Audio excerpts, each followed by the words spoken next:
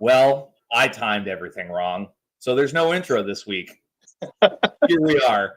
It's going to be a good one. Zach's still up. We didn't even pop him down for the intro. Hey, guys. Good to see you.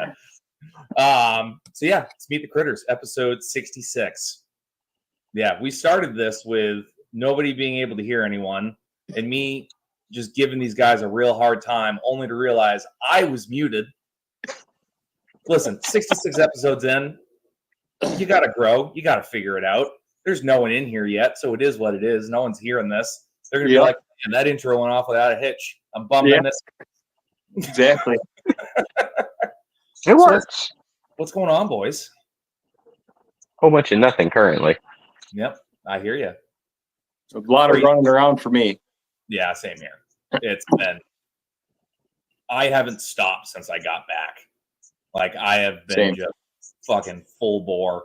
I think I'm up to 14 or 15 bears so far this season. Oh yeah. I'm going Saturday. So hopefully I'll have news to report on Sunday of my heroic bear hunt. With a knife. Kyle, you're going to be like, this is my bear. There it is. I pushed the dogs out of the way and climbed up the tree after the thing and just, it weighed 550 pounds. Before you do that, give someone else your phone to record it. Right. Exactly. I'll duct tape it to my head so it's just a POV view. Like a GoPro. Not even a GoPro. All we see is Kyle lift his hand up. We hear, bear grab a hold of him, and then we just see him twirling down the tree and hit the ground. Minus a hand. The last thing you see is the phone fall off my head and just me hanging upside down in a tree. Yeah, no, I was talking to him like, what do you like? Because he brings a lot of people out. He's not a guide and he doesn't charge anyone for hunts. He just loves it. He loves running the dog. He loves doing it. And if anyone in the community wants to get a bear or wants help getting a bear, he takes them out. He's the man. And then he brings all that business to me, which is fantastic. Because again, a lot of the new people that are coming in, it's like a lot of them, it's their first bear hunt. A lot of kids too. He takes a ton of kids out. And it's my favorite part of hunting season as a butcher, because it's like when you're dealing with customers like for farm drop-offs, it's usually like, at least for me, because of my setup, I'm usually dropping them in the trailer. So they're bringing the trailer around. I'll hose out the trailer for them if they'd like. Most of them are like, let's do it at home. You got shit to do. Like, get after it. But it's a very quick, okay, cool, thanks. Here's a cut sheet. See you in a week kind of thing. Hunting season is just, there's something else about it where it's like, I know at least when these guys show up, the guy who runs the dogs is showing up. The customers are showing up. The guy who runs the dog's brother is showing up. Usually the kids are with him. His niece is hysterical. She's 4 years old. She got her first bear this year, and she comes stomping in. And I feel bad. I actually didn't cut up her bear. I was full and couldn't take it. She comes stomping in. She goes, I shot a bear in the neck. And it's like, yeah, you did. Fist bump. Sweet deal. And now it's like the running joke. Like she calls it the chop shop. And it's like, they'll be driving past, be like, Dad, can we go to the chop shop? And it's like, no, this isn't an amusement park. Like this guy works at his house. She just got home from youth group, so she's probably trying to get dinner. Yeah. But no, so again, supporting that community too. Again, he's bringing out people in our town. Like he brings out people out of town, but it's like he's making sure people get fed. Mm-hmm. And then brings that around to where that flows downhill to me. So more money staying in the community here. That's again going to the pigs that are being raised here that are going out to the community. So it's like it all works out great. But no, I'm excited. It's good all the way around. I know. Yeah. I'm real excited to get out there and run the dogs with them now. That's gonna be cool. I didn't realize it was promote our shops day. You guys didn't fill me in on the memo. I'm promoting you. I got you. I'm not even wearing my new stuff. I'm wearing like an old one that's all stained that my mom made me. That's so cute. Did she crochet it for you? No. She was in. My mom is. I love my mom, and I have a lot. I am essentially my mom. Like I got all of her personality, and like No, you didn't. Don't like, lie to us. Don't do that to your poor mother. I know. Did she have a glorious beard like that too? No, my mom is 5'2" and the sweetest woman on the planet with a like. I want to say she has a dark sense of humor, but she's so sweet that it's the sweetest dark sense of humor I've ever seen. Like, it's amazing. I love my mom to death, but I got almost all of my funny from her. Sorry, Dad, if you're watching. I love you. He's got his own kind of funny, huh? Yeah. Yeah, funny. Not funny, haha. Dad, I love you. I do. He was just up for a week. It was great having him. But ever since I was a kid, it was like she gets into something and that's it for the next year and a half. So like when I was a kid, when we were camping all the time, it was scrapbooks. We had a scrapbook for every year, every summer, everything. And they gorgeous scrapbooks. Like she took the time to do everything. Then it was knitting. Then it was crocheting. Then it was God knows what else. But she got into the crickets, like the cricket thing where you could print your own shirts and mugs and everything like that. My mom was running like a Chinese sweatshop in my old bedroom, just by herself. Like she was just in there it's still every year. Every year I'm just like, she's like, what do you want for Christmas? I'm like, you can just make me shirts. I don't care. Like, that's fine. That's what you bought me anyway. Usually for Christmas, all of my entire wardrobe, 98% of it is based on what my mother has bought me the year previous for Christmas. 98% of it. Because I'm just a giant man child that still wears like graphic funny t-shirts. So, but yeah, no. So she made a bunch of shirts like when she got into it for the shop because I couldn't afford real shirts. Yep. I mean, I was wanting to buy hats, and then I looked at the prices of hats. I'm like, you know what? We're gonna wait on the hats. I need to figure out TikTok Shop because I'm gonna put the shirts on TikTok Shop because people ask all the time, and I'm like, I'm dumb and I don't know how. When you pull up the app, it's like one of the buttons on your profile. You hit it, and it brings you like to the main page or whatever. I'll screen record it and send it to you. Perfect. And then you can follow that logic to get to where you can sell them. But with that, I think they hold your money for a while. So it may be good to have a website and be like, hey, if you want the shirts, right here. I have a website and I forget how to do it. One of like the people in the Telegram group, Jim, he made me a website. Like it was a very simple website. And he reached out again and was like, if you want me to set it up for shirts, let me know. And I'm like, I will. And then I just haven't, and I dropped the ball. And I'm dumb. So there we are. And Copland Farms, how dare you? Copland Farms says, okay, definitely not your mom if she's sweet. As an old employee said to me one time, he said, you're the nicest piece of shit I've ever met. And I've taken that to heart. So I'm a real sweetheart. Again, I'm New England. I'm New England just personified, where it's I'm gonna give you the shirt off my back, but I'm probably gonna call you gay for wearing my shirt. Like, and then he goes and steals his friend's coffee cup, and then his mom has to replace it. That was so great. But that's what I mean by like funny, where it's like she called me and she says, "Are you giving him back his coffee cup?" I'm like, "I don't know yet." And she goes, "Well, fine. Send me his address because I'm sending him a coffee mug. And do not tell him because it'll make a funny video." I'm like, "Yeah, Mom." No, that was cool. That did make my day. It was like the perfect. Linda, yes, I know. You need an extra large and a medium. I will get them to you.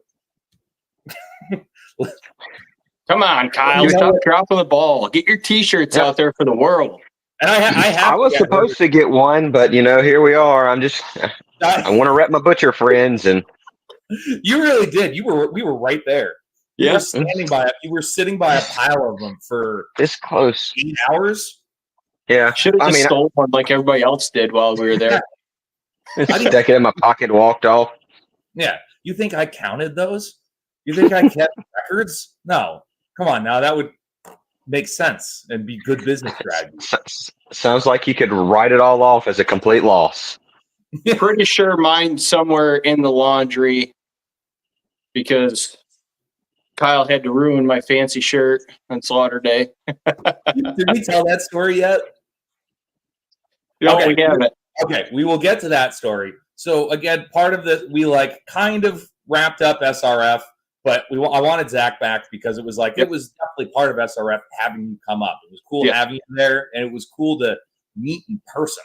Because again, we've all been friends for like a year, but this was the first time we've ever actually met each other. Mm-hmm. So that was because you didn't show up until like midnight on Friday, and I was heavily medicated, and it was like, Zach's here. You're as short as I thought you were. It was adorable. Yep, it's not much. It's just can't help it. I quit growing in the 7th grade. Listen, don't be upset about it, but let me tell all the viewers and all the listeners, Zach Nash is one of the most adorable human beings I've ever met. That could absolutely just take you out, no problem. Like it's Sneak like attack. a Monty Python rabbit, where it's just like. Well, I mean, after flipping that calf, I don't know, the other day and castrating him, Jared Simpson's wife was like, "You're much stronger than Jared." I'm like, I mean, I don't know how to respond to this. Jared's my friend, but yeah. Sorry, Jared. That's so funny. But no, so then we told the story a little bit about we told the story about the sheep, and you were there for the sheep. And I said, sorry for anyone who listened last week and heard the story. We need to hear your telling of the story of the sheep, because the way I heard you tell it, you told it like 2 or 3 times. The way I heard you tell it, just with your Southern accent, was just like this cinematic adventure you were on the outside of. And it was hysterical. Yeah, so I can tell the sheep story. We can relive that. So we walk into the pasture. It's more like a compound, to be honest. So we go in there looking for the sheep, and you have all these campers just waking up. I mean, it's 6 in the morning. Campers. Oh yeah, intense. It got intense. And I don't know what YouTube's rules are on all of this. So someone hands Kyle a device to use for the sheep, and as we're creeping through Tent City, a woman's first waking up, and I'm pretty sure her first words of that morning were, "Oh no." And of course, everybody knows what's about to happen, right? So we get there and we realize that the device that we have is not going to work. So we go for a longer range device. And the sheep, of course, is not cooperating because there's a 6'4" behemoth of a man standing there ready to take him out of this world. And we're using feed and it doesn't work. Got him kind of cornered in the fence, right? Right side of the fence and then the back side. And then you have Kyle, the Sasquatch of New Hampshire there, Joe and myself, the 2 battle midgets, ready to try to push these sheep towards him. So with Kyle and Joe both being butchers, they know what they're looking for. Just an avid hunter, know what a good shot looks like on that end of the deal, but not from the butcher perspective. So as Joe's pushing them through, you can see them both working through body language, right? And first shot goes off and it hits him, but it doesn't hit him in the right area, or his head's just too freaking hard and it kind of bounces around in there. And we push him back around, Joe, and push him back around, and just look up at him. He's like, "Kyle." He goes, "Yep," and hits him again, drops him like a sack of potatoes. It's beautiful. It's just almost like you planned it. It's beautiful choreography. Almost. I got it off that way because we did. But I mean, it looked planned, and the poor guy in with the hammock that we're all surrounded by with suppressors and. At this point, there's like 10 people watching, and there's just a dude waking up. There's just a dude in a hammock tent waking up, and the first thing he sees is me with a rifle covered in blood. Yeah, that was Leo's. Yeah, it was Leo. From New Hampshire. He just kind of opens up the hammock. He's like, "Oh, hey, everybody." We're all kind of just standing there. Hey. Welcome to your intervention. We've been concerned about you. Leo was good shit. Yeah, that was something. That was nuts. And But then we decided to drag it back, 150 yards to where we're going to process it at. And for some reason, everybody had to run the whole way there. I don't know why we had to run there, but Sorry, Joe's legs guys. and my legs were barely keeping up. Well, that's true because it was me and the guy who owned the rifle, who's Big about dudes. my height and probably had 100 pounds on me, and we were booking it on one side, and then it was you and Joe on the other. Yeah, and we definitely because at first it was like, oh, I'll go grab the guy was like, oh, I'll grab the 4-wheeler. Oh, he's using the 4-wheeler. We got to bring it back. And there's a part of it where it's just like everyone knows what just happened. Like firearms went off. Everyone knows what just happened. But there's still we're still walking through a festival. Let's put a jig on it and get this sheep from there to here as fast as we can before everyone's like, what the hell? Like, what kind of festival did I just get into in middle of Tennessee? Right. Yeah. The good one. Yeah. If you're not taking sheep out at a festival, what are you doing? Well, the best part of retelling the story is again, I did it and it was all right, that's interesting. It didn't go exactly as planned. So for me, it's kind of it's knocked off in my head as a loss a little bit just because of having to take the second shot and going through it. Everyone I tell the story to is do you know people pay for this experience? You know, people pay thousands of dollars to do what you did. I was like, yeah, okay. I got paid to do it. So that's cool. Here I am thinking about putting my goats in the pasture, but starting to do my own little hunts here. Right, exactly. If you get the gray one, it's $10,000. Exactly. John's just behind me with binoculars, listing me off prices. Yep. So I swore in the first 10 minutes, not like we're making money anyway, but we swore in the first 10 minutes, so it doesn't matter anymore. I was waiting for that to bring up Shitty Kitty. So we did not get into this on the last episode, and you're probably wondering why the episode name is Shitty Kitty. So at this tiny house that we were at, it was gorgeous. Nice little area, bunch of Amish around. Directly across the street from us was, I don't even know how to describe him. I'm redneck. I'm pretty hillbilly. He's backwoods redneck hillbilly, way backwoods. Right. I'm pretty sure his parents put Mountain Dew in his bottle, when he was an infant. Listen, they're siblings. They didn't know any better.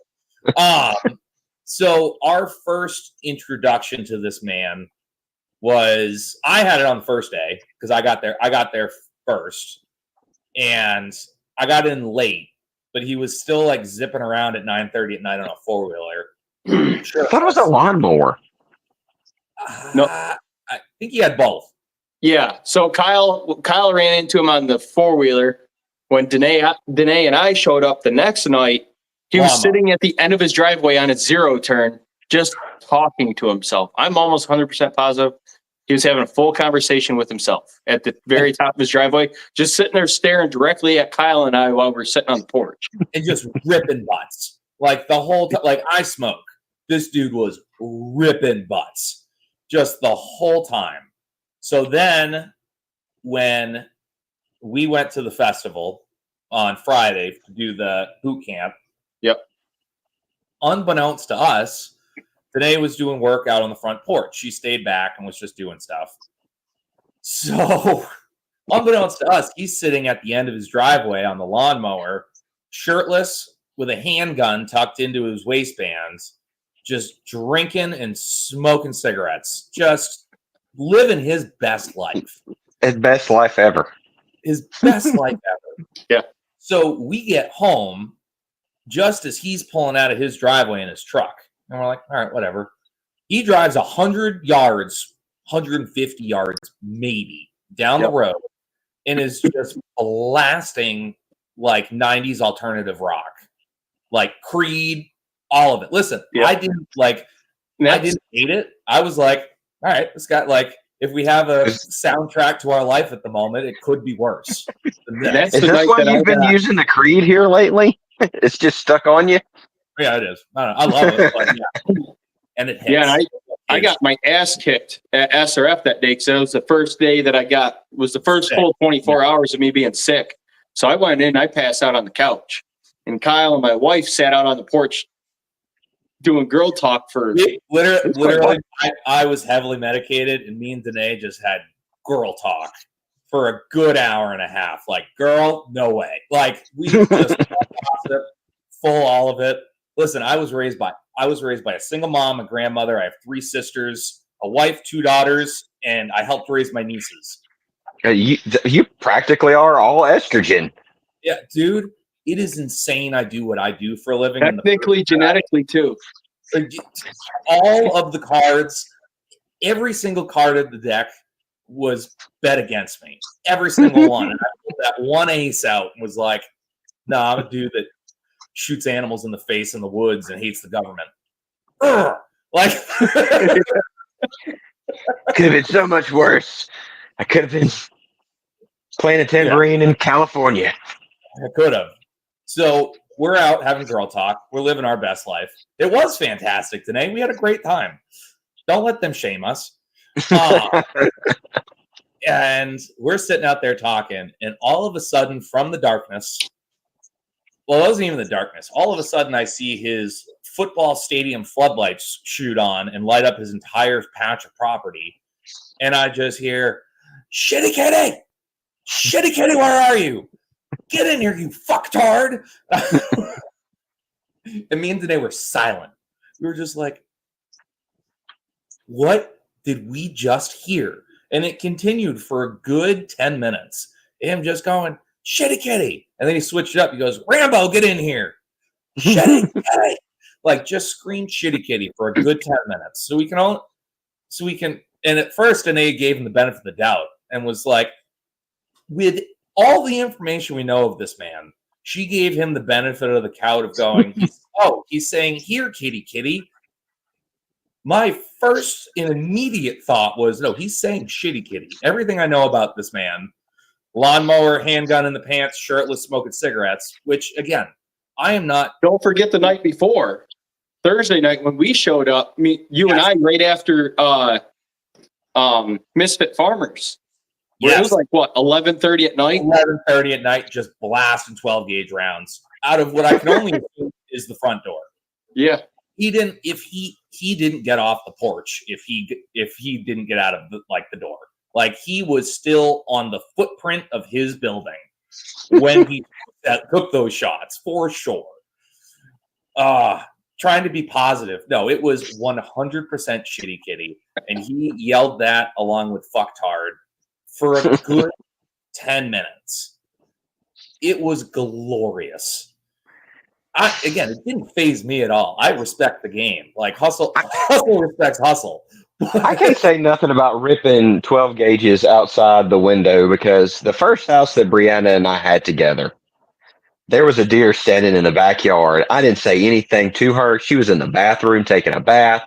I raised the window up, stick the 12 gauge out the window, and let it rip right beside the bathroom. I got called everything but a child of God that day, but I got the deer.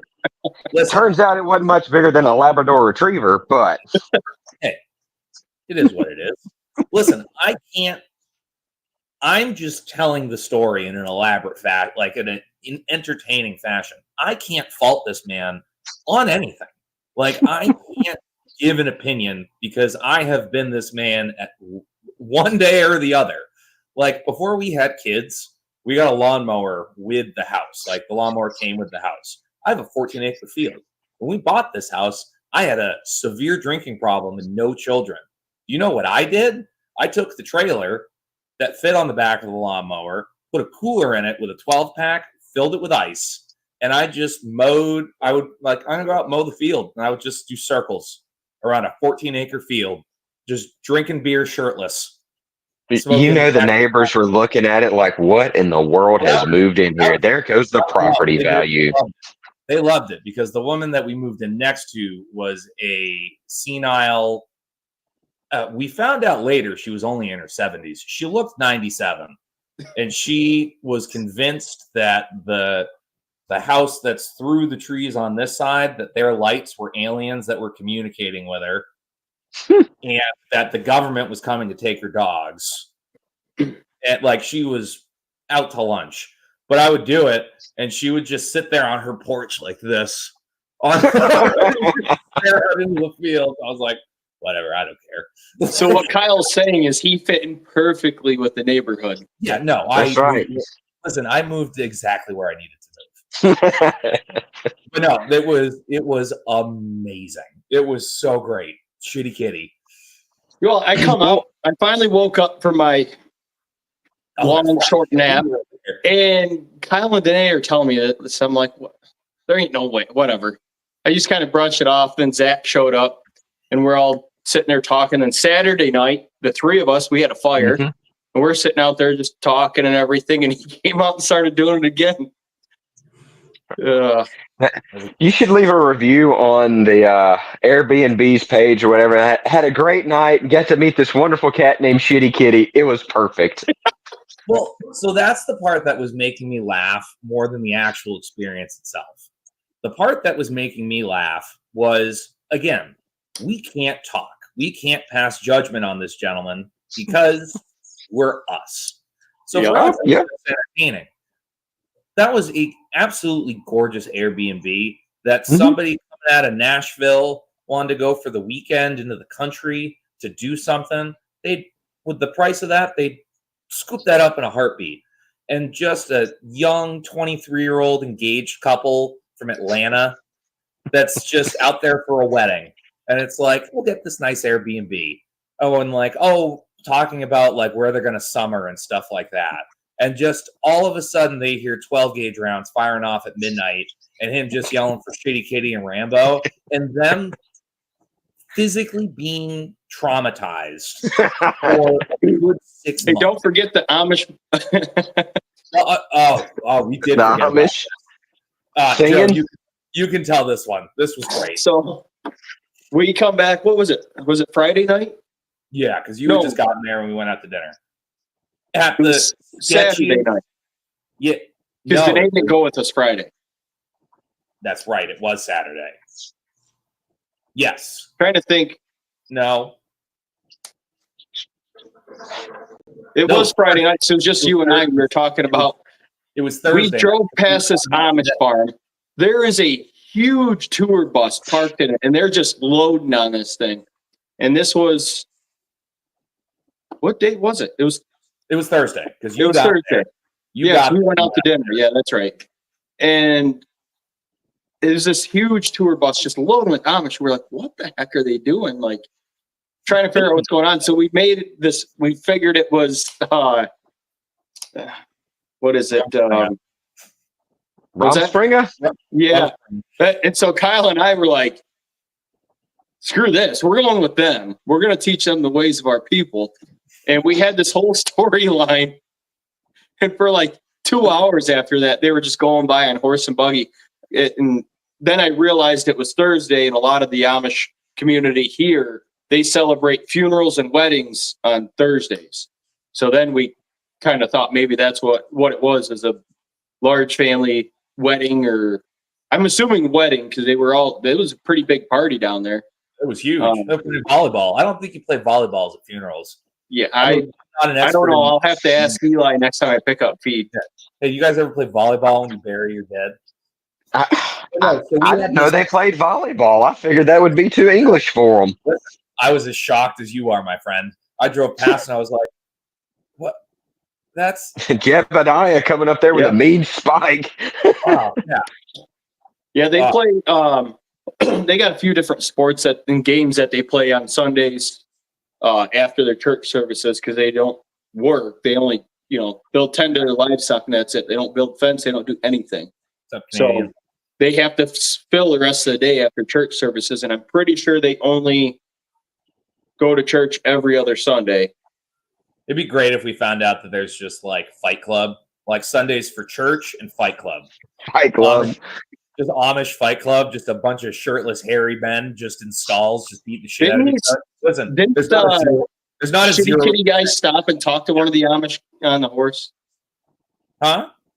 Didn't I think he said that there was someone riding horses and he stopped talking? My neighbor was talking to the Amish. Yes. But no, so we had this whole elaborate storyline where we're like, Danae, just drop us off. We're gonna listen. I'm sober, but listen, I can still guide these young men. I can be their sober advisor on just debauchery. It's like, listen, they're going out into the world for the first time. Yeah. Let's guide them on a path that will more than likely destroy them. We're gonna send you down a trail of sin and misery. Come on. Listen, if you're looking for someone to guide you down that trail. Then after, what was it, Saturday night, after we heard the neighbor yelling for Shitty Kitty and Rambo, I came up with the storyline that Shitty Kitty's actually his wife and Rambo's his son. And Dad got drunk and they're hiding from him out in the woods. Oh, shoot. Dad's drunk again. Go, Rambo, quick. We just have multiple kids and they're all named after 80s action heroes. Rambo, John McClane, get in here. Yeah. Walker, Texas Ranger. But no, we had a hell of a time. It was super fun. And then, yeah, sleeping in the tiny loft was interesting. We talked about that last time, but it was small for you. Me slugging my way in there. That had to be one of the most entertaining parts. It was tight for me to get up there. And, you know, you got what, 8, 9 inches? Yeah. Yeah. And including my height. Well, we're not talking about, you know, you being overweight here. We're trying to keep it body positive. But yeah, no, that was I full had the just like army crawl. Low crawl. Yeah, because I couldn't like regular crawl almost. Because even like if I stuck my head up when I was just like crawling, I would bash my head on the ceiling. Well, when you woke up one night and hit your head while I was there, you like sat straight up and like thunk, and then just laid back down. It's like, okay. Yep. Yeah. I don't know. It was good. It was good fun. I don't know if we'll make it there for the spring, but you know, are you going for the spring or just in the fall again? Well, they're not doing it in the spring this year. They're only doing one next year in the fall because they're moving venues. So I think they're going to make it bigger, which will be interesting, and we'll figure that out. So I don't think they fully know where it's going to be yet next year. So I didn't realize how big SOE Tactical was until I started watching other YouTubes, and people were like posting, "Oh, I have this SOE belt or SEO, whatever it is, SOE, yeah, all right, I have this," and I'm like, "Holy crap! Like these are really big YouTubers," and I guess they get all their stuff from them. I don't know. I didn't buy anything, but I did buy some mead, med bag, which I still haven't put together yet, and you still need to put the med bag together. But oh yeah, I keep a med kit in whatever vehicle we're traveling in for the most part, and it has a tourniquet and some like blood stop and some gauze. Yeah, and that's because I rolled up on a flipped vehicle one time, and it was something. It was like a Chevy Blazer. Neither one of them had their seatbelt on. Both very large ladies. Very large. We're talking about like 400 plus. So I get in there and I like open the door and I like bend it away. And I get in and I'm looking at all these people and it's still running upside down. So I reach in and cut it off. And the smaller of the large women was like, my baby, my baby. I'm like, ma'am, is there a small child in this vehicle? I only see 2 of you. She goes, no, this is my baby. Pointing to the 450, 500-pound lady. I'm like, oh. And she goes, she's dead. I'm like, oh, no, I can see her breathing. Let's get you out of here so we can get emergency services here. I don't know how they got that big lady out of that vehicle, but Jaws of Life had to. It was something. After EMS showed up, I'm like, I got it. I'm out. I'm late for work. Yeah, it's one of those things. I've wanted one for a while, and it's just like I've needed it. And I walked up to Chuck, and I was just like, Chuck Peoples, if you're not following him, go follow him over on YouTube. He's absolutely fantastic. Homestead Medical, he's the man. Bunch of products over there as well, and that's who I bought the med kit from. But I walked up and I was like, Chuck, mobile slaughter gone wrong. Animal attack, or bullet ricochet. What do I need? And he just plops a bag on the table. Goes mobile med kit, everything you need. Perfect, sweet. Thank you, sir. Yeah. I'm sure it's probably got a tourniquet, quick clot, some gauze, probably what they make these really cool braces. I don't know what they're called. I'm sure the wife has probably seen them, but it's those bracelets that we had when we were kids. You slap them on your wrist and like wraps around. It's made almost like that, but it's aluminum insert, so you can form it however you need it. Do you want me to fuck your brain up right now? Absolutely. Do you know what those are made of? No. The slap bracelets from when we were kids? No clue. Recycled tape measures. Really? If you cut those open, that's exactly what they are. I think Madeline has one upstairs. I'm going to go see if I can go get it and start cutting her stuff open. She's already mad at me because I drank her slushy from last night. I took him to the zoo. Just walk in and only say, "This is for science," and just walk out of the room. Yep. She's like, what are you doing with my bracelet? I'll put money on it. I'll put money on the fact that is an old tape measure. I didn't know that. I guess they just take it and how does it wrap around? I don't know. My brain ain't comprehending that today. That was a TikTok find for me, and I was like, absolutely not. There's zero chance. And I walked over. My kids had one, and I was like, all right, cut the end off it, pulled the sleeve off. There you go.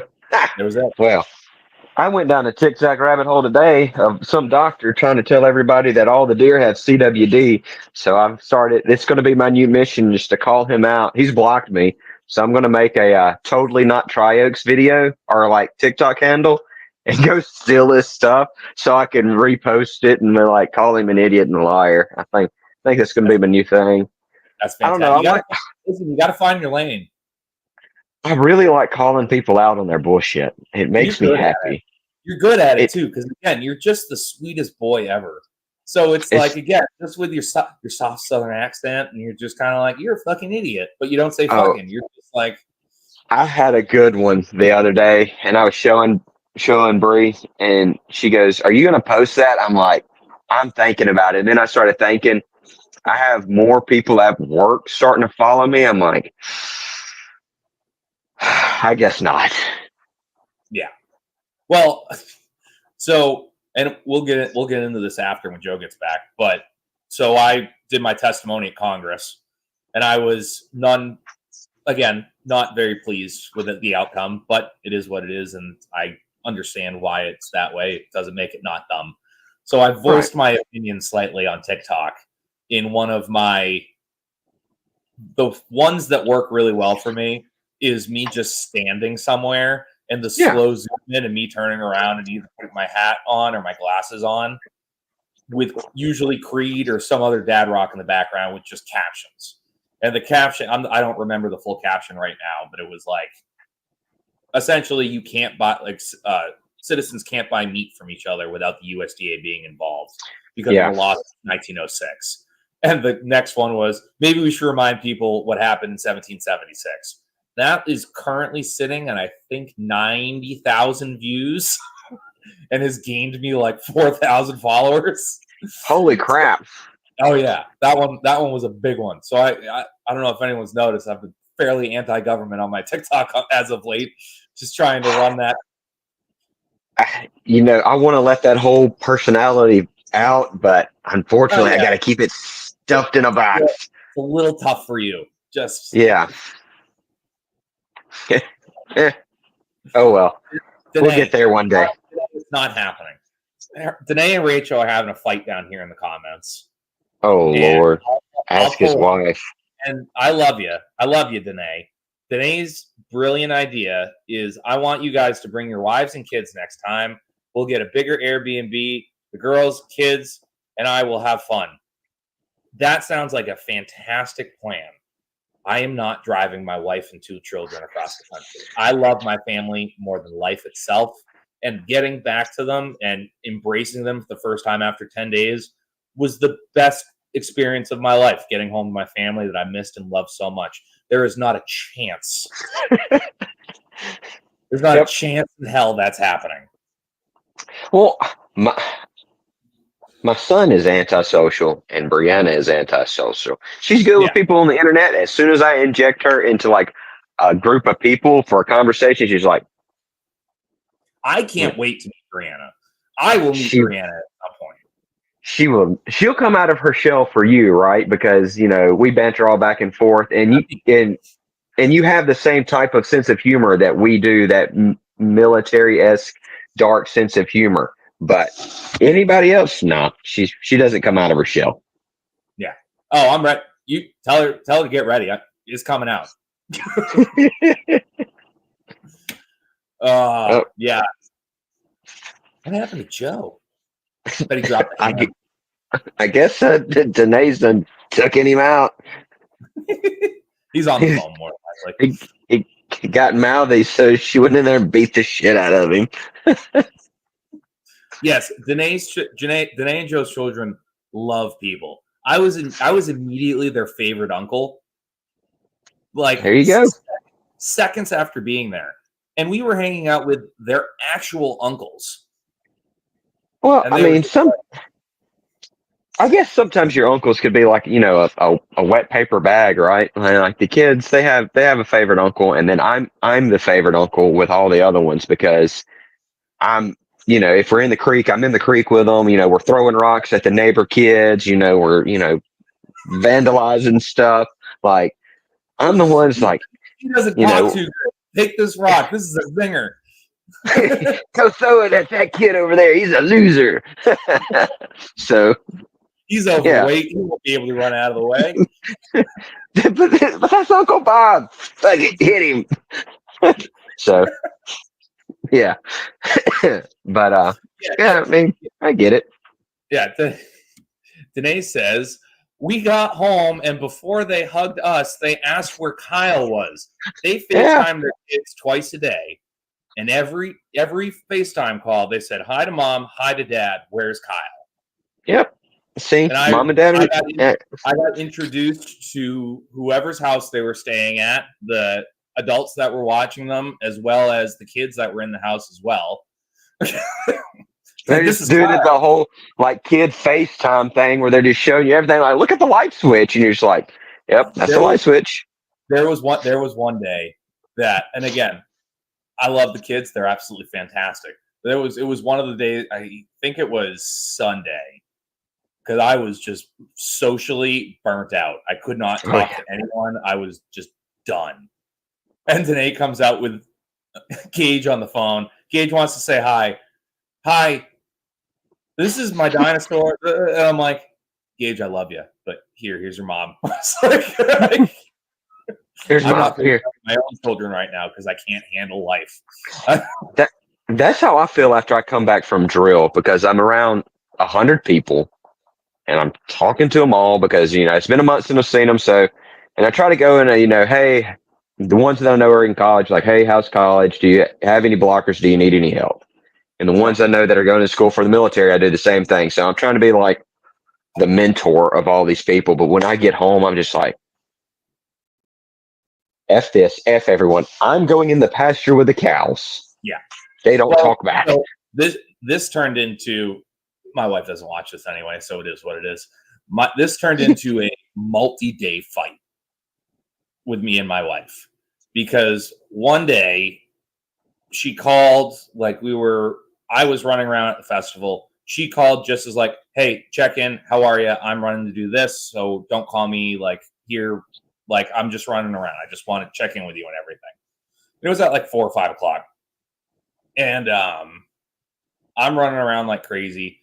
And again, I've met and talked to so many people at this point that my always go-to, I've been in customer service my whole life and have regular customers that I don't know your names. So it's immediately Butter Boss. That's what I always go with.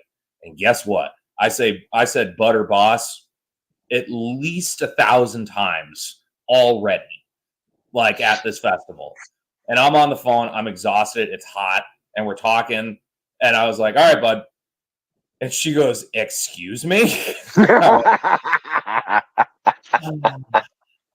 I just had a moment of just like self-reflection of like, I did it now. Like, I know, Yep, you just stepped off into it. I know exactly what just happened. I'm gonna pop Joe down. I know exactly what just happened, and it's like she held. She's like, "Okay, cool, boss. All right, buddy. I'll see you later. Talk to you later, pal." And I was like, "Yep, I'm not gonna fight this. I'm not gonna make it worse here in the middle. I deserve this.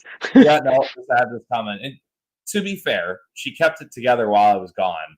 But I talked to my mom the next day, and she goes, "She is pissed that you called her bud," and I heard about it. I'm like, not, yeah.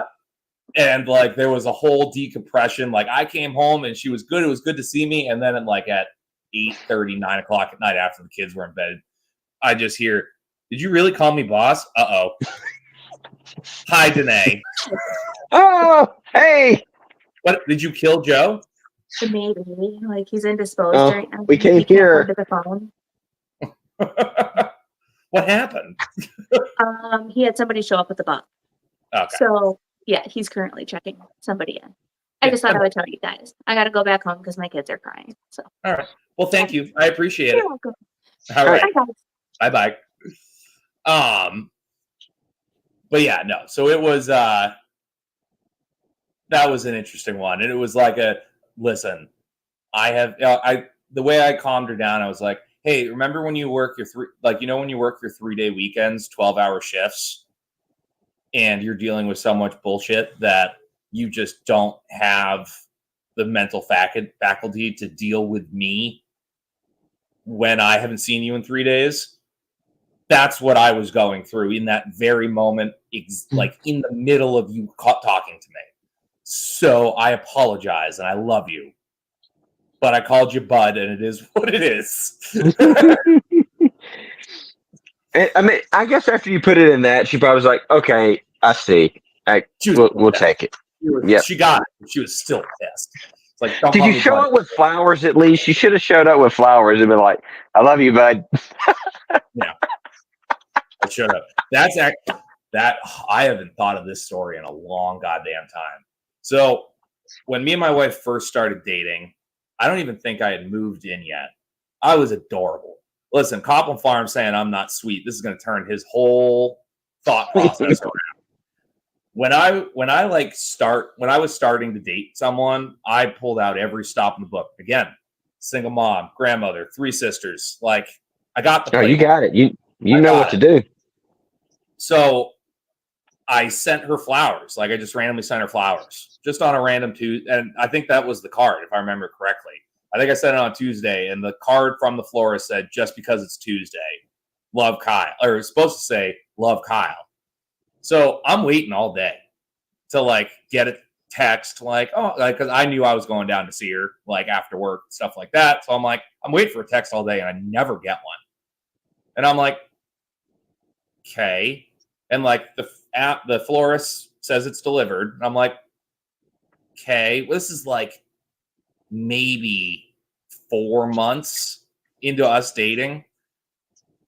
So I call her when I get out of work, and I'm like, "Hey, did you get the flowers?" And she goes, and it was like a deep, heavy sigh of relief. And I was like, "Yes, I love them. Sorry, I was running around, blah, blah, blah." I was like, "All right, yeah, I'm on my way down." 1.5 hour drive down there. And I get there, and she's laughing. And I'm like, what happened? And I see the flowers on the table, and she hands me the note. And it said, "Just because it's Tuesday, love, Steve." And again, like, we all remember those early into a relationship where it's just like, did some random fucking dude send me flowers? Should I hide these from my current new relationship? Like, what the fuck? Like what? Who is this Steve person?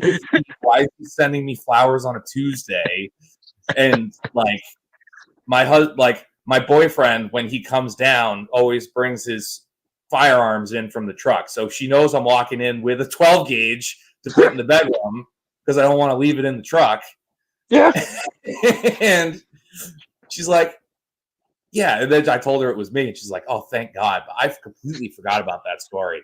That was absolutely terrible. So Brianna got flowers Friday. I didn't get her flowers. Ooh. So we go to the gate because, I got the gate at the end of the driveway to keep the dogs in and keep the people out, right? And we go there and she goes, "What is this?" I'm like, "I don't know." And again, I'm like, "Well, it's got your name on it." And I turn and it's like, it says 1-800-Flowers. She goes, "Oh, you got me flowers?" I'm like, "No, let's be your other boyfriend." So I open it up and I'll It's not. pull it out and I'm like, "Hey, yep, these are flowers. I don't, not me." She's changed jobs. And one of the people that she had been working with the last year sent her flowers and was like, "Hey, we're going to miss you." I was like, "Oh, okay. Well, that's sweet. Your coworker from New York, that's also a female sending you flowers. I can deal with that." But there's still that reptilian part of your brain that just goes dark across you. Like you feel it coming from the back of your head of just like, She ain't going nowhere. No, I know that. But listen, my wife went out with like a girlfriend the other night, and there's still a part of me that's just like, "You son of a bitch! What are you doing that beautiful night?" Like, No, we've been together, 14 years now, I guess, 13, 14 years. Yeah. She knows where she gets fed. I know my wife's not going to cheat on me because, listen, to find two people in the world that are going to jump on that. No, I'm just kidding. I'm just kidding. Honey, I love you. Again, I know you're never going to listen to this, so it's a moot point. But unless someone clips it, then she's not going to understand how to download it anyway. Glad you guys are so confident. I'm pretty sure this next kid's not mine. Well, we discussed. That was the best joke all weekend. I did see a TikTok that reminded me of that, where it was like the trend of like the baby showers, where it's like, "I'm the aunt and I think it's gonna be a girl. I'm the uncle, I think it's gonna be a boy." And it was just the mom and dad who are again like 20-year-olds that again probably had Mountain Dew in the baby bottles kind of thing. And it's like, "I'm the mom and I think it's gonna be a girl." And the dad, like, you could tell on the look of his face, he regretted saying it. Like, he did not mean to say it, but that's what he thought. And he's just like, "I'm the dad, and I think it's black." I mean, boy. Did you see ours on Facebook, Kyle? Oh, I put it on. You put it on the group, didn't I? Yeah. Yeah. And little man was so upset his little popper wouldn't vibe. It was pretty funny. I was like, what is he? Oh, man. Drives me nuts when those kids do that. They're like, I have a mental breakdown. It's like, really? Mine had one the other day. I said, "Empty out the dishwasher, both of them." And Madeline's in there like him hauling, not doing it. And Connor's in there like, "Come on, let's get this done so we can go play Xbox." And then they're in there fighting about it. And I see him unloading. I'm like, "Connor, stop." And he looks up at me. I'm like, "Go play." Like, "Madeline, unloaded and loaded by yourself." Turns to complete liquid, hits the floor, starts hollering. I'm like, "Absolutely not. We're not doing this today." So I had I had to negotiate one of those meltdowns today about chalk. So it was a high of 43 today. Oh, it was 88 here. Huh? What did you say? 88 here. 88. Yeah, it was 40 something here. Yeah, it was 43 degrees here with like 30-mile-an-hour winds. Like, it was gusty, and we're in the middle of a field, so it's like it's gusty. And I had to go over and do dishes in the shop. The youngest was sleeping in the truck. I was like, perfect. Like, I'm just going to bust this stuff out. She was sleeping in the truck, and the oldest wanted to play with chalk. And I'm like, go ahead. Like, go call her on the slaughter floor. Like, it's fine. I'll just wash it off later. It is what it is. "Well, I want to go in the front driveway." And I'm like, "No, I can't see you in the front driveway. And the road is right there. You have to walk past me in order to go anywhere if you do it out here. Like, no." And it was like, and I'm like, "Or you can go sit in the truck with your sister. Like, those are your options." And she was fine, went out and colored, got all my dishes done, went to the grocery store, did a couple other errands and stuff like that. And at this point, it's like consistent 30-mile-an-hour winds. She's out of the truck when we get home. I still need to bring in groceries. I still need to do everything. And she's shouting over the winds, "I want to play with chalk more." And I'm like, "Leah, I have to bring everything in. I got to get your sister inside. She's got to go to the bathroom. Like, I have to do all of these things. We're not playing with chalk. I want to play with chalk. Like, her wind is, like, the wind is blowing her hair like in the Titanic. Like, it is full horizontal. I want to play with the chalk. I'm not even cold. We're inside for 2 minutes. We get inside. It is what it is. I'm putting away dishes. And she walks in, and she had just put on a sweatshirt. She goes, I had to put on a sweatshirt. I was chilly. I was like, go play. Go play now. For your life, please just go play and leave me alone in the kitchen for 5 minutes. Oh yeah, that when you just like, I'm about to explode, or I want to throw a kid outside. What is it going to happen? Mm-hmm. Yeah, I threaten mine all the time. I'm like, I'm about to tie y'all to an oak tree. Y'all keep it up. The neighbor's going to see y'all tied to the oak tree upside down. Keep playing. Sleeping in the barn's ours. It's like, you're going to go sleep with the chickens. Yeah, or the goats. I looked right at her one day and I was like, I can lock that from the outside. There's no lock. There's no lock on the inside. She goes, I can get out. And I go, okay. Want to go test it? She goes, no. Connor's usually good. I don't usually have to worry much about him at all. So on the first, he's turning 12. He pretty much is self-sufficient almost in everything. Unless he's sick, then he turns into, a sick kid, right? But if he's on that computer after supper, and I'm like, okay, son, it's time to cut it off. Oh boy, it's on like Donkey Kong then. Yeah. Like, if you don't cut that GD computer off, I'm going to throw it all outside. Mm-hmm. Well, it's the difference between the two kids. Because it's like, that's my oldest. My youngest, the entire time this is happening, is just kind of looking at me like, and she'll usually come up. She came up after that scenario, like after the scenario today, walked in the kitchen, had her blanket in her hand, and she just walked up, gave me a fist bump, and just walked away. Like, she was just like, you're doing good, Dad, and just walked away. Like, and then came in 5 minutes later, milk? Yeah. Gave her another fist bump, gave her a bottle of milk. See you later, kid. Have a good one. Yeah. But it's like, I've got Nicole's schedule got switched up a little bit. So I am driving to a mobile slaughter tomorrow, around 45 minutes to an hour. And good customers, new customers, but they're good people, and they have a cow that they've raised forever. And they don't want to stress it out with getting it on the trailer and doing all that stuff. And I'm like, I get it. And like, my old boss sent you. You guys are good people. I'll come down and I'll give you a hand. Well, Nicole's schedule got kind of switched around. So she's working nights this weekend. So she's working now, and she won't get home until about 9 o'clock, and is going to be in no shape to watch a 2-year-old. And I got to be there by 10. So I will be taking my 2-year-old on a mobile slaughter with me tomorrow, which will be interesting. But I'm glad it's the 2-year-old and not the 5-year-old. The 5-year-old would have been running around, getting into everything, doing whatever. The 2-year-old is so locked in when it's like, when we're in the shop. She wants to be in between my legs, watching what I'm doing, mirroring what I'm doing. She wants to see all of it. If you tell her to move, she'll move and stand there until you call her back. Like, we were in the shop yesterday. I had a bear come in. I couldn't take it, but it was for my regular customer who took somebody out hunting, and they're like, listen, we got to go to this guy because you can't take it, which I felt awful about. I felt really bad. They had to go to the guy they had to go to. But I was like, I just can't take it. Well, they want a really nice rug. Is there any way we can bring it over and you can just skin it out for us? It's like, no worries. I can absolutely do that. Brought both kids out to the shop with me. And oldest is coloring, and the 2-year-old's just standing at the table, like hand on the table, just kind of like waiting for the moment.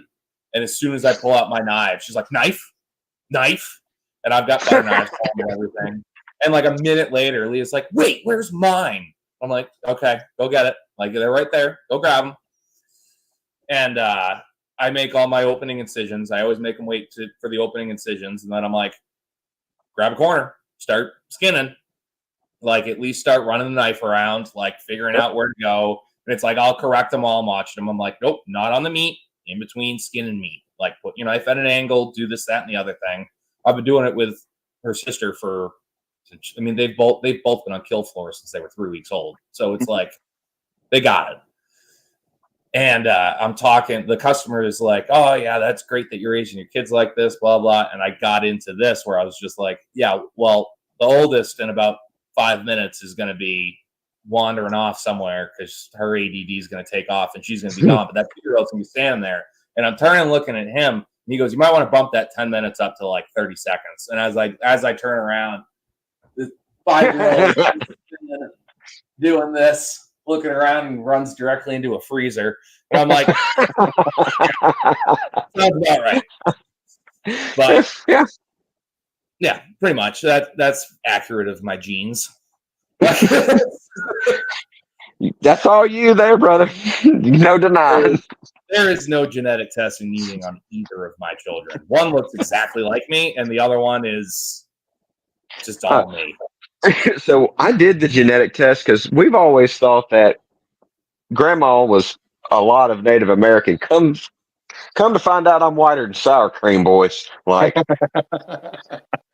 we could have possibly been a part of, some campaigns in the old country. So yeah. Well, listen, what was it? I think it was, I didn't do the testing, but my dad and sister did. And I think I was something like 1.4% North African. So I can say it. I don't hear your fire alarm going off. We got those things. I don't trust them. Because if you take that same test over and over and over, you get different results every time. Yeah. Oh, and weren't we talking about that where it was just like, oh no, I was talking to John Willis about it, that a dude was taking blood out of his horse and sending it in. And he was getting back, German descent and blah, blah, blah, blah, blah, blah, blah. It's like, sure. Right. Yeah, there you go. I'm pretty sure it was just that most of that was a ruse to get everybody's DNA. Probably. Now BlackRock runs it all. Mine's already on file. Yeah. You're screwed, Zach. I had to give mine up in 2007. Yeah, 7. So whatever. It is what it is. Yeah. At this point, I don't care. I don't care very much about just the following. At this point, my goal is to just whoever my FBI agent is out there, wherever you are, I hope I'm making you laugh or cry. I will be happy with either. So, we joke about it. I get a soft check frequently on my stuff because what I do on the other side of the house, and you can pull up, my credit report, and you can see that soft check.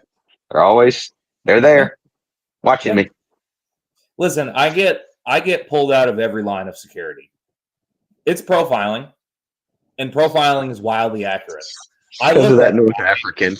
Yeah, listen. They're not pulling me out of line. African blood. Yeah, they're not pulling me out of line because of my North African descent. They're pulling me out of a line because I look like a dude who lives in the woods and is heavily armed that kills shit. Yep. Hey guys, for all the audio listeners out there who've never watched the YouTube video, that's exactly who I am. I need to start listening to all of it. And I need to go on Spotify and add the podcast so when I go to drill, I can listen to it. I need to upload the last 3. Well, you need to get on that. Well, I got 63 others that I can listen to. I looked at it. Oh, dude, those first ones are so rough. They're so aggressive. I hopped in on Kyle's comments, it was like Kyle's just sitting there by himself on a couple of them, reading off facts about breeds of animals. Awful. Well, you've been around since the breed ones. Yeah. Look, I'm pretty sure that I came in at episode 3. Oh, I started listening. They were awful. I wouldn't say they're awful. You're just trying to find your way on how you wanted to go about the podcast. And I was also just aggressively medicated.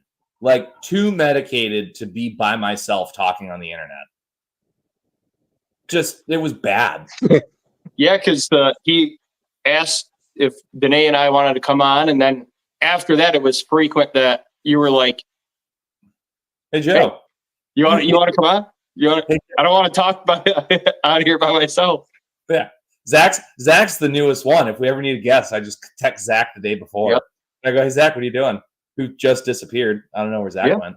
Just shut himself down or something. Nope. Yeah. I think he just popped back on.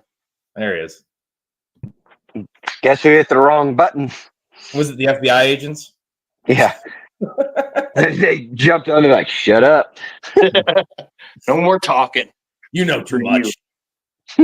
No, it was Tyler there for a while. I haven't really heard much from Tyler. I still need to go watch his boar video that he put up, him processing the boar. Yeah, I started watching it this morning, and then I got sidetracked trying to get everybody around for church, and then we were almost finished with the winter pasture, fencing the winter pasture in. We got one more section to put up the fence. We would have been done, but we ended up stopping and tearing down all the poly wire down on the neighbors. Deer season's coming up. I want to make sure I got all that off there, so when he's hunting, it's not in his way. So. Yeah, I need to find time. I just found some hay for $25 a bale. And I'm fixing to buy every bit of it. I went over to my neighbor. He's like, "Yeah, you can get that third or fourth cut in hay. It's old, so it's new hay." But he goes, "My cows don't like it." I'm like, "I will buy every bit of it because mine won't have a choice." Third cutting hay for $25. It is weed free. Huh. Man, I wish I found that deal. So his regular hay, last year was $40 a bale. This year it's $35 a bale. This is a round bale? Yeah. That's insane. That's what I'm saying. That's nuts. Net wrapped and everything. I call him, order usually 40 a year, and he delivers them to the driveway. That's insane. And then, which, I mean, when I say I could, almost throw a baseball in his yard, right? It's just right over there. So it's not a far drive. But that's the convenience of buying it every year from him. And then, when these cows get out, or when I'm, hell, the other day I was driving and some dogs in there chasing his cows. I'm like, hey, you got dogs chasing your cows, right? So it's that, community stuff. Yep. So. No, that's a freaking sweet deal. If I found that right now for good quality hay, I'd be all over it. The stuff that I bought, my cows will not touch it. Luckily, I've got two different things, but I have more of the other bales. The bull literally just threw it through my brand new gates twice. Rolled it completely across the pasture and threw it out of the pasture and just crapped all over it. It's so I put another one out. They're eating on that one fine, but those were $35. Right. And they want him. So Wes Ellis bought some bad hay or old hay, and he filled them full of, was it molasses, or no, it was the syrup off of like a whiskey distillery for them to eat. Yeah, and that'll do it. Like, that'll get him into it for sure. Yeah, I thought about getting a 5-gallon pail of molasses and putting it in there when I put those ones out, just to get them to clean it up. Plus, I need to get probably, it's getting cool enough now. I'm going to go get the 200-pound mineral tubs. The ones that the Amish feed store I use carry. They help them kind of break up and digest that lower quality feed better. They can utilize it better, I should say. Yeah. So probably end up spending the money for those. I saw Danae's comment. I mean, I'll do some questionable stuff for fencing supplies and good hay. So, I mean, yeah. Stuff's expensive. Glass houses, kids. Glass houses. Yeah, I need to find time this week to tear up all the flooring in my garage, in my other garage, so my neighbors can come over and start digging that out and getting that ready for the pigs, which is not going to be fun. I cleaned up the area, kind of moved all the stuff that was in there, because essentially it was just a storage room, and it was just full of old grain bags and just random shit and just mountains of rat shit. that I had to clean up and get out of the way. But it's when we bought it, like we walked in and it's just plywood, just a plywood floor. And it's like, this building should not have a plywood floor. Like, so they just put plywood down to sell it, to be like, no, look at this wonderful floor. And our inspector's like, do not put a vehicle on this. Whatever you do, do not put a vehicle on this. Got it. So I started pulling it up. And of course, we've been using it for 8 years. And I'm like, oh, they probably just nailed it down. So I start yarding on this thing with hammers and crowbars and shit. No. 3-inch screws, 3-inch torque screws all the way down. And it's just the cheapest fiber plywood that they could get. I got one piece off so far, and I probably need to pull 10. Like in the area I'm doing. And I was talking to one of my buddies today. He's like, honestly, the best way, get a chainsaw with a blade you don't care about, just cut it in between joints and just go for it. I'm like, what are you doing this week? He goes, apparently coming over and helping you. I'm like, yeah, you are. Yeah, you are, buddy. You want some bear fat? Yeah, pretty much.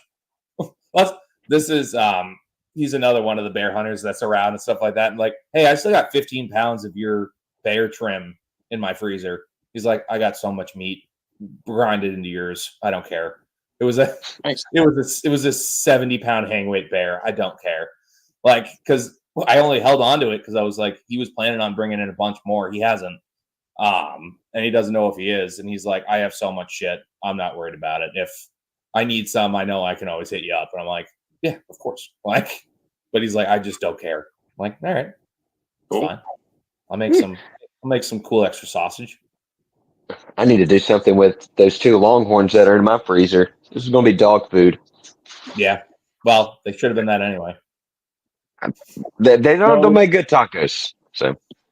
No, Lisa, I don't run the sheep after the cows yet. I just haven't gotten into the fencing for the sheep and goats. And yeah, I do know that they can't have as much copper, so they get lower copper mineral, and then the goats get copper boluses separate, so they get their amount that they need because they seem to be lacking in it all the time.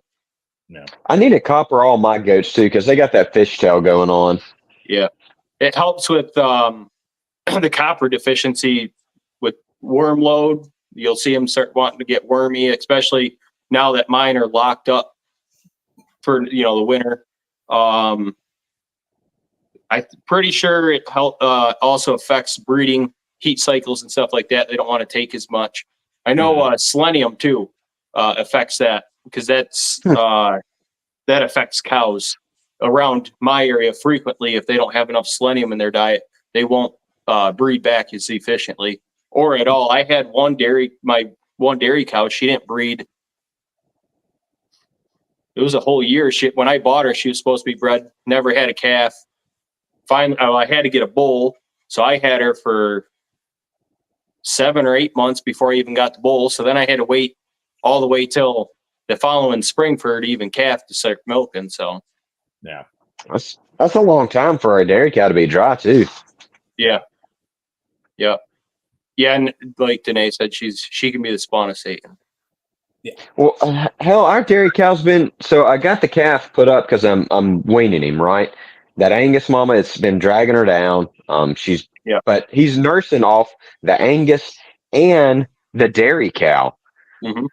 The Angus doesn't even go over there and check on him. The dairy cow goes over there and looks at him and is like, "Hey, are you still alive?" Like she's frequently over there checking on him, and I'm like, "I need you to get back over there because I need you to dry up so I'll know when you bag up so I can be ready." Right. Yeah. But one of my dairy cows is horrible. Will not stop nurse. Like if I take her calves away, I have to take everybody's calves away, or I just have to separate her from the herd because she just nurses everything. She'll nurse a full-grown cow. Like we've put lambs on her. I'm pretty sure that she's let a couple baby goats nurse off of her. No cares in the world. See, that's what I would buy cheap calves from the sale barn and then put them on there and flip them for a profit. If I had more time the last couple of years, I would have been doing that. So she's raised, when I bought her with Steora, our Charlet Cross heifer that we lost last year during calving. And then I put another heifer calf on her from my boss's farm. And then she's raised 3 calves in a year and a half that I've had her. I haven't had her quite 2 years yet. So, and I could probably do more if I really wanted to, but she took up, well, she's raising 2 calves right now. I can't say that because I lost my bigger Santa Gertrudis cow, and that calf really wasn't quite ready to be weaned. I wasn't too concerned about it. I was watching him, make sure he wasn't losing weight, and then I see he just hangs out with her and her bull calf, and they both nurse off of her. She'll nurse the other 2 calves if they decide that they're not getting enough milk from her mom. She would let those calves nurse her until she has nothing left, and she would still try to nurse them. See, I was thinking that because we had the 2 litters on the same day with the 2 pigs, I thought that like they would probably just bounce around and they'd bounce from pig to pig. Complete segregation. The piglets never nursed off the other sow. They always had, Tally had her 6, Fiona had her 10, which was the issue because the ones that got away out of being castrated and weaned were hers. Mm-hmm. Like I think she probably still had 5 on her. And it was like she was already like small, like Skeletor. Like they were sucking the life out of her. And I was trying to get them off, and then we got rain for 2 weeks, and I couldn't get in there and like move them. So by the time we got her off, she looked awful. But now now both of them, both her and Tally, are looking absolutely fantastic. And I kind of have my heat cycles dialed in now.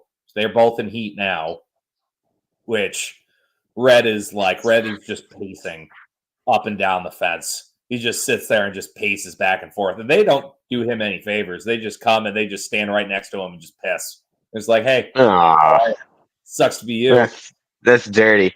I'm hoping worming that Angus cow because I gave her the bag called for half a pound. I gave her a full pound of Safeguard. Oh yeah. And then I double dosed her with Sidectin. Yeah. So she'll start putting the weight back on.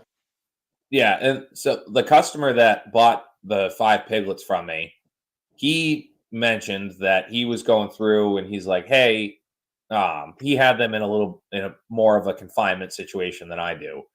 And he's like, hey, we were cleaning up the pen and my wife was seeing worms in the poop. Like, so and I'm in Kentucky at this point, like he's telling me. And I'm like, he's like, you might want to run like a dewormer through everybody. And I'm like, all right. Like, I also knew I was putting a bunch of them in the cooler. So I'm like, I'm not going to worm them right when I get home just because I'm going to process them. And I was checking the liver. I was checking the intestines. And I didn't have a single parasite, a single worm on anything. So I'm like, okay. Like, I'll probably worm like the rest of them after the fact. Like after I'm still dropping, I think 2. I think I'm bringing 7 into the winter. So I'll check the other 2. More than likely, I'll do a quick worm on them. And then they're going in the freezer in February. So I'm going to hit all the goats again here before winter because it's fixing to get to where we won't have any forage for them. Although they go to the freaking neighbor's house. Yeah. Yeah. But Red's going back in Thanksgiving, basically, is where because it's, again, they're ovulating at the end of the month. So I'm going to put them in right around Thanksgiving, which should put piglets right around February-ish, maybe March, early March, which will hit me right at the perfect spring boom of everyone wanting piglets. So we should have no problem selling piglets this year. I've got another one of my piglets in the holding barn right now. Oh, yeah? Is it good? She looks phenomenal. I got to look back and see when they were actually born. I know that second litter was born, I want to say it was late March. I have to go back and look. Right. Because I'm interested to see what she hangs at versus when she was born. And they only took 1 pig, so she was by herself. Usually the single pigs don't grow as fast by themselves. But she looks awesome. Good. So we'll see. I don't think she's going to make quite 200, but she'll be pushing pretty close to it, I think.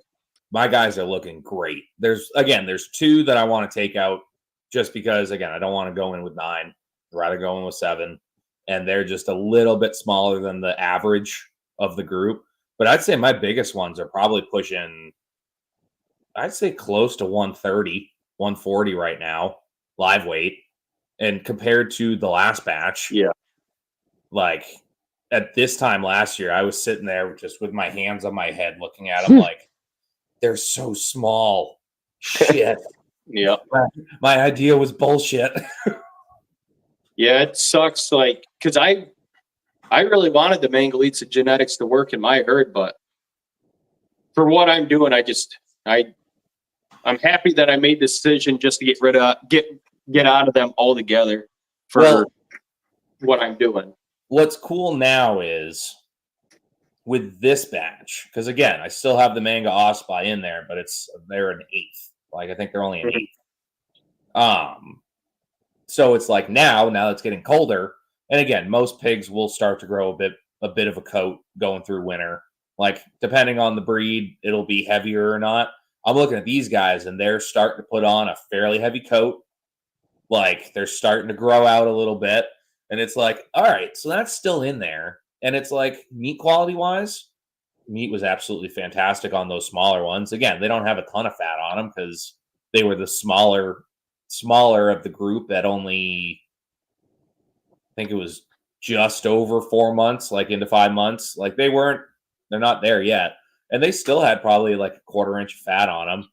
And they looked absolutely fantastic. So I'm hoping that they still have that touch of Manga Osprey in there for the meat quality that I'm looking for. Well, that pig that Canadian Farmstead posted in the group, that had some fat on there. That was it one of the Cooney Coonies? Was that Berkshire that he had? I don't know.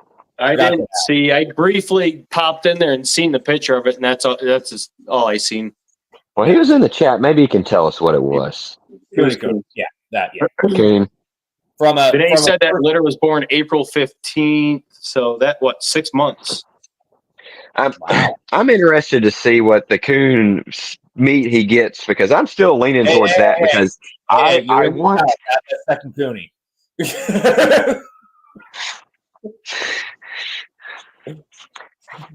I'm here for you, brother.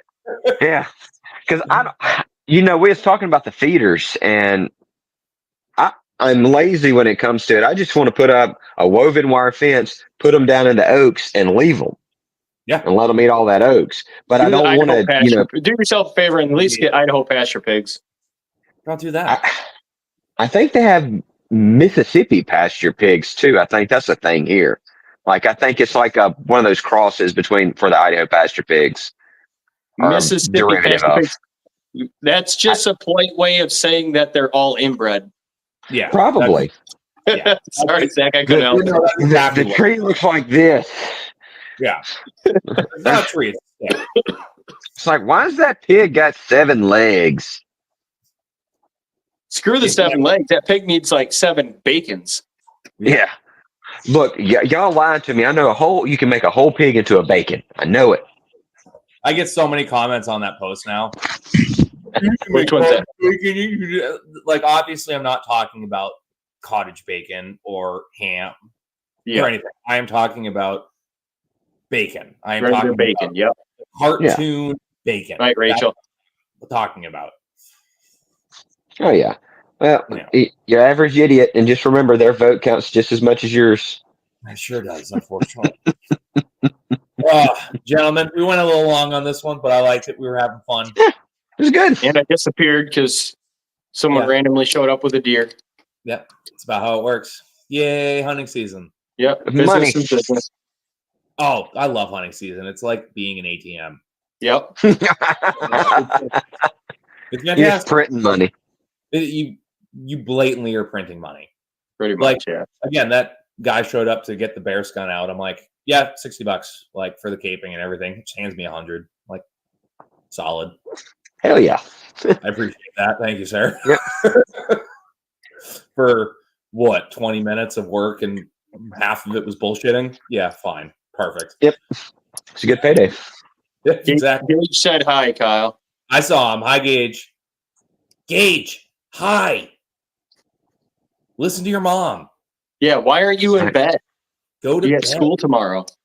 Jeez, don't make me come down there. That sounds like a party.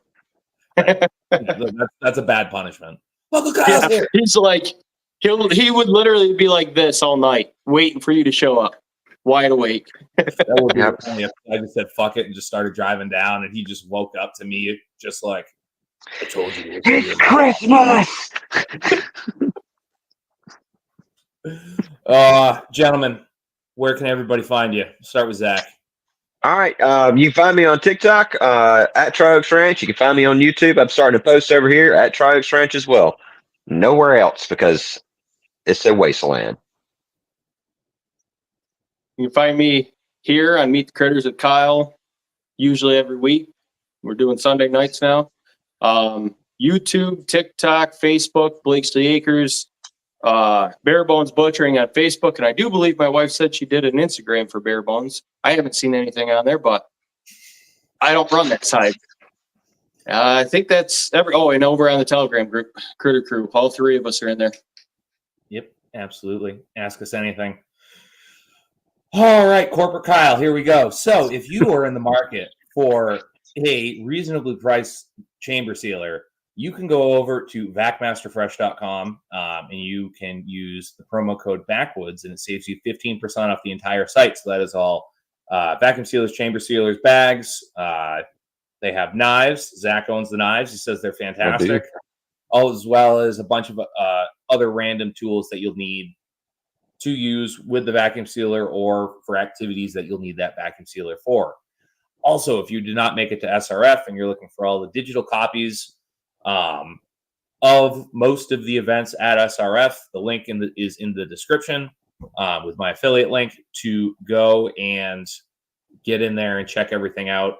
I don't remember the price on it, but it's fairly reasonable, and you get them all like in perpetuity, I'm pretty sure. And after that, if you still am on the internet, go over and check me out everywhere at Backwoods Butcher 603. That is YouTube, TikTok, Instagram, even though it's a wasteland. So, everybody, thank you for being here. We had a great time, and we will see you all next time. Yep.